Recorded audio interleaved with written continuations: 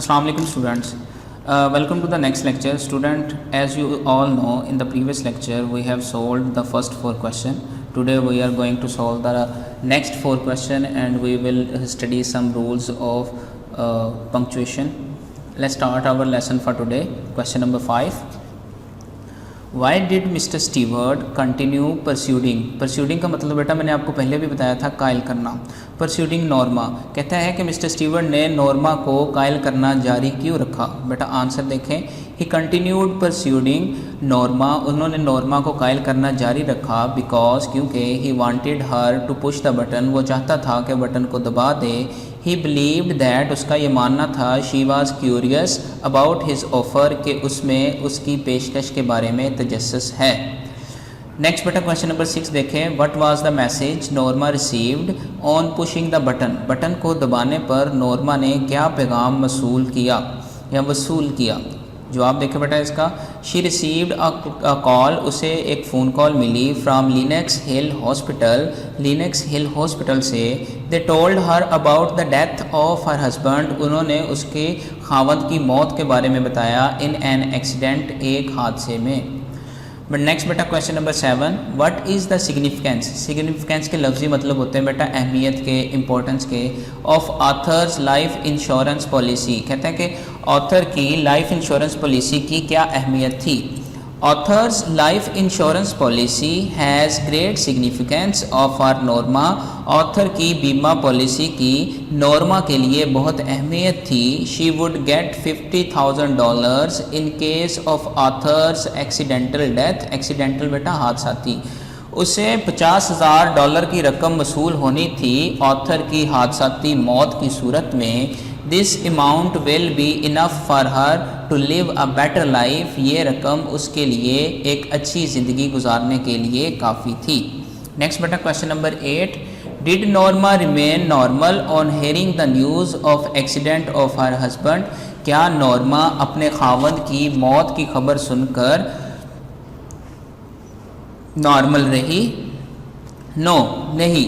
She did not remain normal. वो normal नहीं रही. She could hardly walk and breathe. वो बड़ी मुश्किल से चल और सांस ले सक रही थी. She felt as if her body had become lifeless. उसे इस तरह से महसूस हो रहा था कि उसका जिस्म बेजान हो चुका है. तो बेटा जी ये थे हमारे नेक्स्ट 4 क्वेश्चन जो आपने करना है. इसके साथ हम रूल्स ऑफ पंक्चुएशन के बारे में आज थोड़ा सा स्टडी आउट करेंगे. जी बेटा पंक्चुएशन रूल्स. पंक्चुएशन में बेटा बेसिक चीज़ें कौन कौन सी यूज़ होती हैं सबसे पहले वो बताया गया है. Spacing with punctuation. पंक्चुएशन में बेटा स्पेस का बहुत बड़ा यूज़ होता है. Next one is periods. Periods यानी बेटा फुल स्टॉप. उसके बाद बेटा कोमास. इसको बेटा दूसरी लैंग्वेज में पॉज भी कहा जाता है. Semicolons, colons, quotation marks, brackets, apostrophes, hyphens, dashes, question mark, exclamation points और स्लैशेस. बेटा नेक्स्ट नीचे एक पिक्चर दी गई है जिसमें एलेबोरेट किया गया है कि पंक्चुएशन की कौन सी चीज़ की कौन सा मार्क है या अलामत है और उसका फंक्शन क्या है. सबसे पहले बेटा उसने पीरियड को बताया गया है. पीरियड यानी फुल स्टॉप. कहते हैं कि use a period at the end of a declarative sentences and in abbreviations. Abbreviations होती है बेटा शॉर्ट फॉर्म्स. जैसे हम मिस्टर या मिसिज लिखते हैं या डॉक्टर की शॉर्ट फॉर्म लिखते हैं तो बेटा इसके बाद हम पीरियड का इस्तेमाल करते हैं. या फिर अगर कोई असर्टिव सेंटेंस है या डेकोरेटिव सेंटेंस है यानी जिसमें हम कुछ स्टेटमेंट दे रहे हैं तो उसको ख़त्म करने के लिए हम पीरियड का इस्तेमाल करते हैं. क्वेश्चन मार्क का आपको पता है बेटा किसी भी इंट्रोगेटिव सेंटेंस में क्वेश्चन पूछने के लिए इसका इस्तेमाल किया जाता है.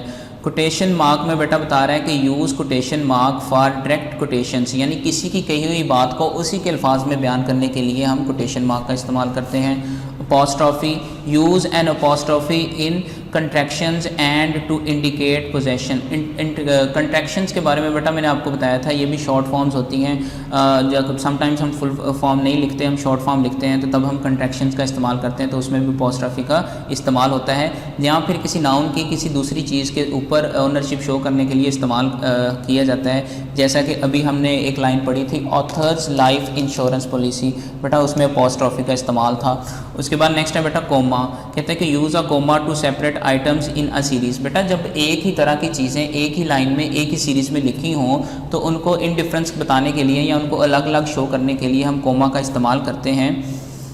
उसके बाद नेक्स्ट है बेटा हाइफन, कहते हैं कि use a hyphen to join words serving as a single adjective before a noun, यानी बेटा कंपाउंड वर्ड्स जो होते हैं फॉर्म करने के लिए हम हाइफन का इस्तेमाल करते हैं। जैसे एक इसकी अच्छी सी एग्जांपल है, जैसे नॉन लिविंग, उसमें बेटा हम हाइफन का इस्तेमाल करते हैं, ठीक है। या फिर किसी एडजेक्टिव से पहले या सिंगल एडजेक्टिव ज़ाहिर करने के लिए भी हम हाइफन का इस्तेमाल करते हैं। उसके बाद है बेटा एक्सक्लेमेशन पॉइंट। एक्सक्लेमेशन पॉइंट आपको पता है कि use an exclamation point two show strong emotions, यानी अपने जो जज्बात होते हैं उनको ज़ाहिर करने के लिए, स्ट्रॉन्ग फीलिंग्स का इजहार करने के लिए इस्तेमाल किया जाता है। Or to give a command, या फिर कोई हुक्म देने के लिए हम एक्सक्लेमेशन मार्क का इस्तेमाल करते हैं। उसके बाद बेटा आता है कॉलन, कहते हैं कि use a colon to introduce a list and before a final clause that explain something in the sentence, कहता है कि किसी लिस्ट को बताने के लिए हम कॉलन का इस्तेमाल करते हैं, या फिर किसी सेंटेंस से पहले हम इस्तेमाल करते हैं कि ये सेंटेंस उसको एक्सप्लेन कर रहा है। उसके बाद नेक्स्ट है बेटा पैरेंथेसिस, ये कहता है कि use parenthesis around extra non essential information that is too important to omit, कहते हैं कि ये ऐसी इन्फॉर्मेशन बताने की, इसको बेटा स्लैश मेरे ख्याल से डैशेस भी कहते हैं। ये बेटा बेसिकली इस तरह से इसको इस्तेमाल किया जाता है कि अगर कोई इन्फॉर्मेशन आपके पास एक्स्ट्रा इन्फॉर्मेशन है जो इम्पोर्टेंट है, जिसको आप स्किप नहीं कर सकते, तो आप उसको पैरेंथेसिस का इस्तेमाल करके उसमें लिख सकते हैं। नेक्स्ट है बेटा सेमीकोलन, कहते हैं कि use a semicolon to joint two independent clauses that are not connected with a coordinating conjunction, यानी बेटा दो क्लॉजेज, दो इंडिपेंडेंट क्लॉजेज, आई होप आपको इंडिपेंडेंट और डिपेंडेंट क्लॉजेज के बारे में पता है। इंडिपेंडेंट क्लॉजेज वो होते हैं वो दो sentences which don't need any sentence to give their sense, तो बेटा और इसमें अगर कोऑर्डिनेटिंग कंजक्शन इस्तेमाल ना किया गया हो तो हम वहाँ पर सेमीकोलन का इस्तेमाल करते हैं। नेक्स्ट बेटा जो पिक्चर है ये भी एक्सप्लेन कर रही है कि फुल स्टॉप, यानी ये थोड़ा सा और एलेबोरेट कर रही है। दूसरी लैंग्वेज में फुल स्टॉप किसी सेंटेंस को एंड करने के लिए इस्तेमाल करते हैं। Comma, separate items in a list, मैंने पहले भी आपको बताया कि एक ही तरह की चीज़ों को अलग अलग करने के लिए, या फिर किसी सेंटेंस में पॉज शो करने के लिए इस्तेमाल किया जाता है। क्वेश्चन मार्क क्वेश्चन पूछने के लिए, एक्सक्लेमेशन मार्क में स्ट्रॉन्ग फीलिंग का इजहार करने के लिए, semicolon link elements of a sentence, यानी कहता है कि किसी सेंटेंस के एलिमेंट्स को आपस में लिंक करने के लिए, कॉलन किसी लिस्ट को इंट्रोड्यूस करने के लिए, कोटेशन मार्क बेटा शो व्हाट इज सेड, यानी किसी की बात को उसी के लफ्ज़ों में बयान करने के लिए कोटेशन मार्क का इस्तेमाल किया जाता है। हाइफन, ब्रैकेट्स और ये सारी चीज़ें हम पहले भी पढ़ चुके हैं। उसके बाद नेक्स्ट बेटा चलते हैं आगे, स्पेसिंग विद पंक्चुएशन। बेटा पंक्चुएशन में स्पेसिंग नहायत ही ज़रूरी है। इसके रूल देखें, कह रहे हैं कि use only one space following periods, कहता है कि एक स्पेस का इस्तेमाल किया जाता है मदरजा झैल चीज़ों में अगर पीरियड्स का इस्तेमाल किया जाए, कोमास का इस्तेमाल किया जाए, सेमीकोलन्स का इस्तेमाल किया जाए, कोलन्स का इस्तेमाल किया जाए, एक्सक्लेमेशन पॉइंट्स का इस्तेमाल किया जाए, क्वेश्चन मार्क का इस्तेमाल किया जाए एंड कोटेशन मार्क का इस्तेमाल किया जाए, तो बेटा इसके बाद स्पेसिंग दी जाती है। The space needed after these punctuation, बेटा वो कहता है कि इन पंक्चुएशन के बाद स्पेस ज़रूरी, मार्क्स इज़ प्रोपोर्शनड ऑटोमेटिकली, कहता है कि उनको अलग करने के लिए स्पेस देना ज़रूरी है। बेटा रूल नंबर 2 देखें, कहता है कि use no space on either side of a hyphen, कहता है हाइफन के दोनों तरफ भी हमें स्पेस नहीं देनी, यानी हम अगर किसी वर्ड के दरमियान हाइफन का इस्तेमाल कर रहे हैं तो उसमें स्पेस का इस्तेमाल बिल्कुल नहीं है। नेक्स्ट बेटा है, नेक्स्ट कंपोनेंट इज़ पीरियड। जी बेटा ज़रा इस पिक्चर को गौर से देखिएगा। फुल पीरियड को हम फुल स्टॉप भी कहते हैं। इसका यूज़ क्या है, कह रहे हैं फर्स्ट वन इज़, कहते हैं कि it is used eight the end of a sentence, ये हम पहले पढ़ चुके हैं। किसी सेंटेंस के आखिर पे या किसी सेंटेंस को ख़त्म करने के लिए इसका इस्तेमाल करते हैं। कि it is used eight the end of an indirect question, अगर इनडायरेक्ट क्वेश्चन किया गया है यानी डायरेक्ट क्वेश्चन नहीं है तो उसके लास्ट पे भी फुल स्टॉप का इस्तेमाल करेंगे।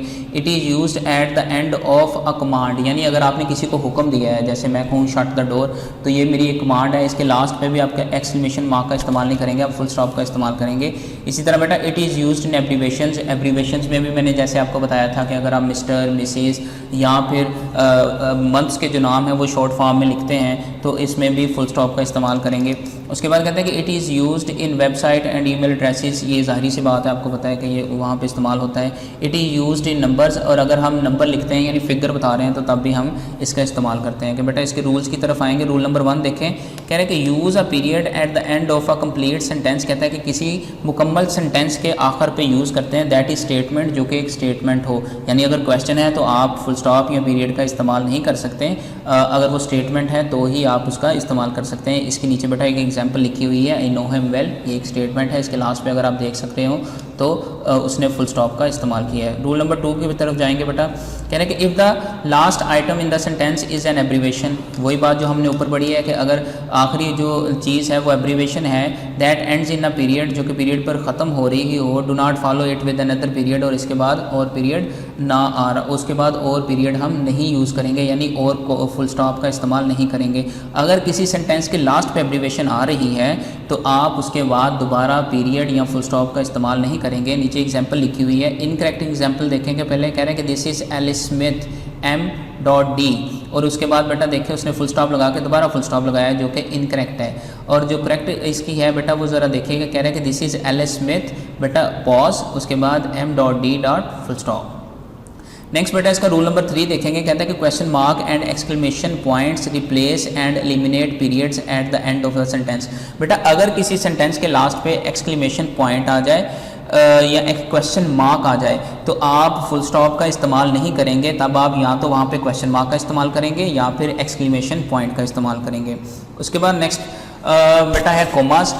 तो बेटा ये थोड़ा लेंथी टॉपिक है, इसको हम इंशाल्लाह नेक्स्ट लेक्चर में कंप्लीट करेंगे with other components. I hope कि आपको आज के ये जो 2 चीज़ें आपको करवाई गई हैं ये आपको समझ आई हों। इन पर ज़्यादा से ज़्यादा वर्क कीजिएगा बेटा। आपके 5 नंबर से की पंक्चुएशन होती है पेपर में, जो कि नहायत ही ज़रूरी है आपके लिए। अगर आपको ये रूल्स आएंगे तो आपको रट्टा वगैरह लगाने की ज़रूरत नहीं पड़ेगी, आप उसको ईजिली सॉल्व कर सकेंगे। आई होप आपको समझ आई हो। If you have any question you are free to ask. शुक्रिया, अल्लाह हाफिज़।